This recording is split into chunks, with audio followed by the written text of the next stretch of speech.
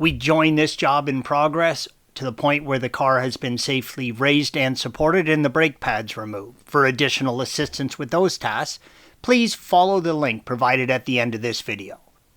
With the brake pads removed, you will need to remove the caliper from the rotor by removing the two 19mm mounting bolts, red arrows, that connect it to the spindle.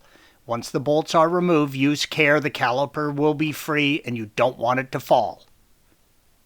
Remove the caliper from the spindle and the rotor.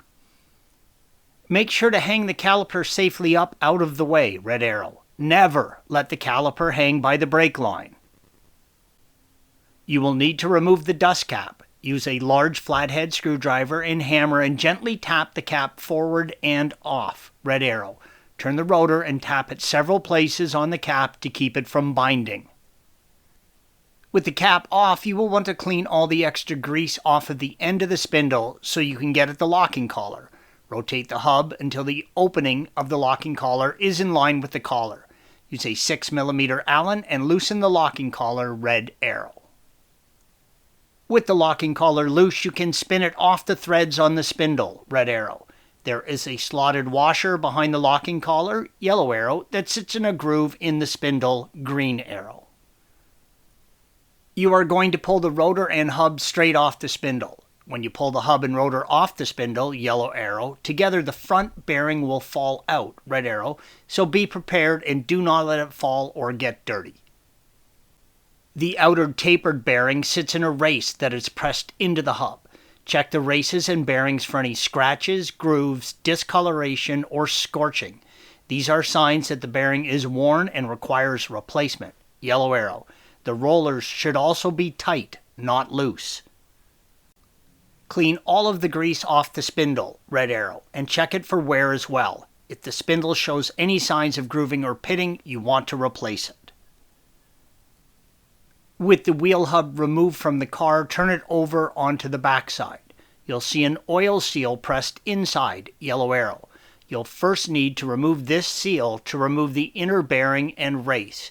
Use a seal puller to remove the old seal from the wheel hub.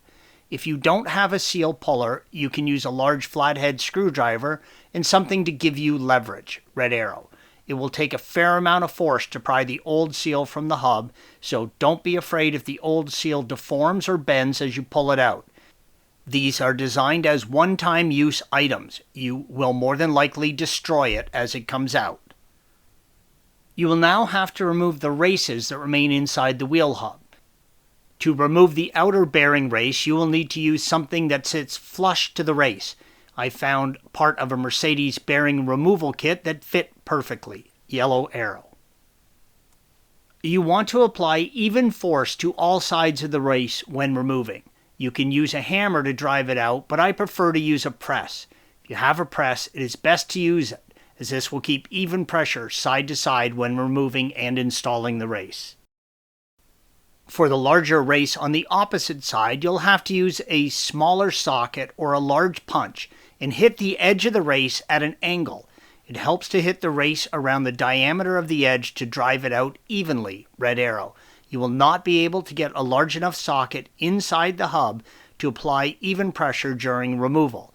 So take your time and constantly rotate the hub to remove the race as evenly as possible. Patience is a virtue here, as you need to make sure you do not damage or scratch the inside bore of the wheel hub. You always want to freeze your bearing races the night before. Take the new inner bearing race from the freezer and place it in the bore on the rear of the hub, red arrow. Porsche makes an expensive tool to seat the race, but you should be able to find a socket large enough to use to press the race in. I found an old ball socket that fit perfectly. You'll want to position the tapered section to accept the bearing. Now press the bearing race into the hub until it seats against the bottom of the flange on the hub. If you're having to do this with a hammer, take your time and make sure the race goes in straight. It's very easy to cock the race in the bore. Install the outer race in the same manner. Before installing the bearings into the wheel hub, it's necessary to pack them with grease. The idea here is to fill all the open spaces of the needle bearings. There are a couple of different ways of doing this. You can buy a wheel bearing packer, which uses pressure to push the grease in from the open ends. Or, if you're doing it by hand, push grease in through the openings on the ends, red arrow, until the grease comes out the other end. Then rotate the bearing back and forth. I highly recommend getting a bearing packer. Pelican sells a few different ones. They're cheap and very effective at packing the bearings with grease and makes what might be one of the messiest jobs in all of motorsports clean and easy.